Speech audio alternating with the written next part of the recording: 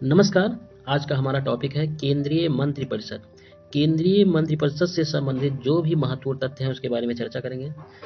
तो केंद्रीय मंत्रिपरिषद का प्रावधान अनुच्छेद 74 से 88 तक भारत के संविधान में उल्लिखित है। राष्ट्रपति को सहायता, परामर्श और सलाह देने के लिए मंत्रिपरिषद होगी, ऐसा अनुच्छेद 74 में कहा गया है। राष्ट्रपति को सहायता, परामर्श और सलाह देने के लिए मंत्रिपरिषद होगी, ऐसा अनुच्छेद 74 कहता है। अनुच्छेद 75 क्या कहता है? मंत्रियों के बारे में अन्य उपबंध जो भी हैं उसका उल्लेख अनुच्छेद 75 में किया गया है तथा मंत्रियों को सदन में जो भी अधिकार मिला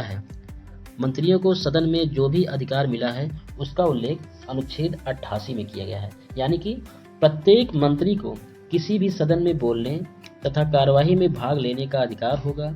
उसे दोनों सदनों की संयुक्त बैठक तथा संसदीय समिति जिसका उसे सदस्य बनाया गया हो उसकी बैठक में भाग लेने का अधिकार होगा, लेकिन मत देने का अधिकार नहीं होगा। ऐसा अनुच्छेद 88 में ऐसा उल्लेख किया गया है। और यह भी बताया गया है कि प्रधानमंत्री सहित कुल सदस्य संख्या जो मंत्रियों की होगी वो 15% से अधिक नहीं होगी।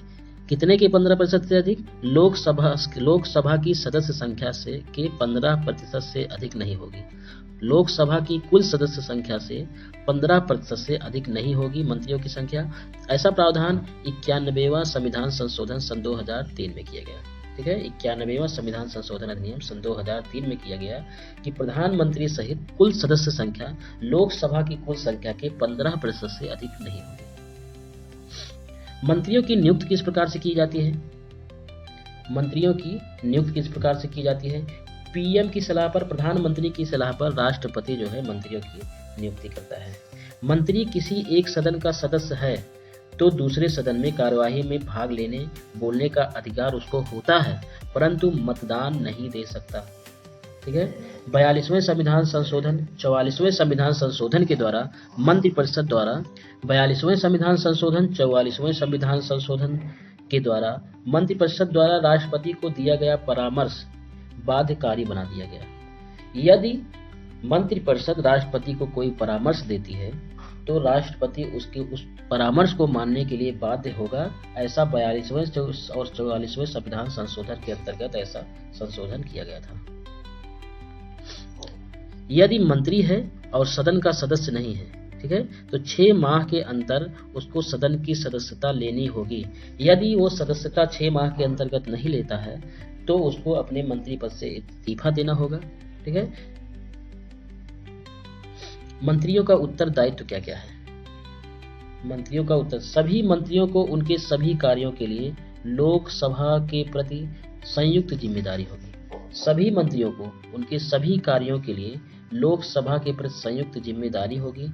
अनुच्छेद 75 कहता है कि मंत्रिपरिषद लोकसभा के प्रति सामूहिक रूप से उत्तरदायी होगी। अनुच्छेद 75 कहता है कि मंत्रिपरिषद लोकसभा के प्रति सामूहिक रूप से उत्तरदायी होगी। अनुच्छेद 75 ही व्यक्तिगत उत्तरदायित्व का सिद्धांत भी वर्णित करता है। ये इम्पोर्टेंट है कि व्यक्तिगत उत्तरदायित्व का सिद्धांत इम्पोर्टेंट है और प्रश्न पूछ सकता है कि व्यक्तिगत उत्तरदायित्व का सिद्धांत संविधान के किस अनुच्छेद में वर्णित है? तो अनुच्छेद 75 में व्यक्तिगत उत्तरदायित्व का सिद्धांत वर्णित है। आगे देखते हैं कि मंत्रिपरिषद की संरचना कैसी है। मंत्रिपरिषद में एक तो होते हैं कैबिनेट मंत्री। कैबिनेट मंत्री क्या होते हैं? केंद्र सरकार के महत्वपूर्ण मंत्रालय, कैबिनेट के सदस्य, बैठकों की संख्या में भाग लेना तथा नीति निर्माण में महत्वपूर्ण भूमिका निभाते हैं। जो कैबिनेट मंत्री होते हैं वो केंद्र सरकार का जो महत्वपूर्ण मंत्रालय होता है उनके पास होता है और वो कैबिनेट के सदस्य होते हैं तथा बैठकों में भी भाग लेते हैं। जो कैबिनेट की बैठकें होती हैं उसमें भाग लेते हैं। महत्वपूर्ण नीति निर्माण में इनकी महत्वपूर्ण भूमिका होती है। दूसरे होते हैं राज्य मंत्री।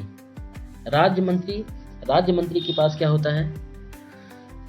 राज्य मंत्रियों को मंत्रालय या विभागों का स्वतंत्र प्रभार दिया जाता है अथवा उन्हें कैबिनेट मंत्री के साथ सहयोगी बनाया जाता है। ठीक है, कैबिनेट मंत्री के साथ सहयोगी बनाया जाता है। सहयोग के मामले में उन्हें कैबिनेट मंत्री के मंत्रालय के विभागों का प्रभार दिया जा सकता है अथवा मंत्रालय से संबंधित कोई विशेष कार्य सौंपा जा सकता है। दोनों ही मामलों में कैबिनेट मंत्री की देखरेख, सलाह और उसकी जिम्मेदारी का कार्य करते हैं। ये जो राज्य मंत्री होते हैं, ये कैबिनेट मंत्री की देखरेख, सलाह और उसके जिम्मेदारी पर कार्य करते हैं। स्वतंत्र प्रभार के मामले में वे अपने मंत्रालय का कार्य कैबिनेट मंत्री की तरह ही पूरी शक्ति व स्वतंत्रता के साथ करते हैं। हालांकि वे कैबिनेट के सदस्य नहीं, जो राज्य मंत्री होते हैं वे कैबिनेट के सदस्य नहीं होते हैं तथा उनकी बैठकों में भी भाग नहीं लेते हैं। अब तीसरा है उप मंत्री। उप मंत्री को क्या दिया गया है? उप मंत्री जो है वो मंत्रालयों का स्वतंत्र प्रभार इनको नहीं दिया जाता है। उन्हें उप मंत्री कैबिनेट व राज्य मंत्रियों को उनके प्रशासनिक, राजनीतिक और संसदीय कार्यों में सहायता के लिए नियुक्त किया जाता है। उप मंत्रियों को कैबिनेट मंत्री अथवा राज्य मंत्रियों को उनके प्रशासनिक, राजनीतिक तथा संसदीय कार्यों में सहायता के लिए नियुक्त किया जाता है। उप मंत्री भी कैबिनेट के सदस्य नहीं होते हैं और कैबिनेट की बैठक में भाग नहीं लेते हैं। तो ये हो गया मंत्रिपरिषद की संरचना। मंत्रिपरिषद और मंत्रिमंडल में यदि हम अंतर को देखते हैं तो क्या अंतर है? मंत्रिपरिषद एक बड़ा निकाय है जिसमें लगभग 60 से 70 मंत्री शामिल होते हैं और मंत्रिमंडल एक छोटा निकाय है, लघु निकाय है, जिसमें केवल 15 से 20 मंत्री शामिल होते हैं। और मंत्रिपरिषद कैबिनेट मंत्री, मंत्रिपरिषद में कौन कौन आते हैं? कैबिनेट मंत्री, राज्य मंत्री, उप मंत्री शामिल होते हैं, ठीक है, मंत्रिपरिषद में। लेकिन मंत्रिमंडल में केवल कैबिनेट मंत्री ही शामिल होते हैं। मंत्रिमंडल में केवल कैबिनेट मंत्री शामिल होते हैं, जबकि मंत्रिपरिषद में कैबिनेट मंत्री, राज्य मंत्री, उप मंत्री शामिल होते हैं। अगला है कि मंत्रिपरिषद सरकारी कार्यों हेतु एक साथ बैठक नहीं करता है। मंत्रिपरिषद सरकारी कार्यों हेतु एक साथ बैठक नहीं करता है, जबकि मंत्रिमंडल सरकारी कार्यों हेतु एक साथ बैठक करता है। अगला है मंत्रिपरिषद यह संवैधानिक निकाय है। अनुच्छेद 74-75 में इसका विस्तृत वर्णन है। मंत्रिपरिषद एक संवैधानिक निकाय है। अनुच्छेद 74 और 75 में इसका विस्तृत वर्णन है। लेकिन मंत्रिमंडल को 44वें संविधान संशोधन 1978 में शामिल किया गया। मूल संविधान में यह शामिल नहीं है, ठीक है। मंत्रिमंडल को 44वें संविधान संशोधन अधिनियम 1978 में इसको शामिल किया गया। मूल संविधान में मंत्रिमंडल शामिल नहीं है। एक होता है किचन कैबिनेट। किचन कैबिनेट क्या होता है? भारत में प्रत्येक प्राइम मिनिस्टर की एक आंतरिक कैबिनेट होती है। भारत में प्रत्येक प्राइम मिनिस्टर की एक आंतरिक कैबिनेट होती है, एक घेरे के अंदर घेरा, यानी घेरे के अंदर घेरा, जिसे किचन कैबिनेट कहा जाता है। यह किचन कैबिनेट लगभग 15 से 20 महत्वपूर्ण मंत्रियों को मिलाकर बनती है। इसका प्रमुख जो होता है प्रधानमंत्री होता है।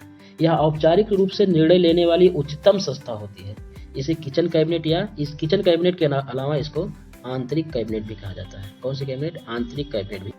तो ये रहा केंद्रीय मंत्रिपरिषद से संबंधित कुछ महत्वपूर्ण तथ्य। ये आपके एग्जाम के लिए अत्यंत महत्वपूर्ण साबित होंगे। अब मिलते हैं इसी प्रकार के अगले वीडियो में। तब तक के लिए जय हिंद, जय भारत।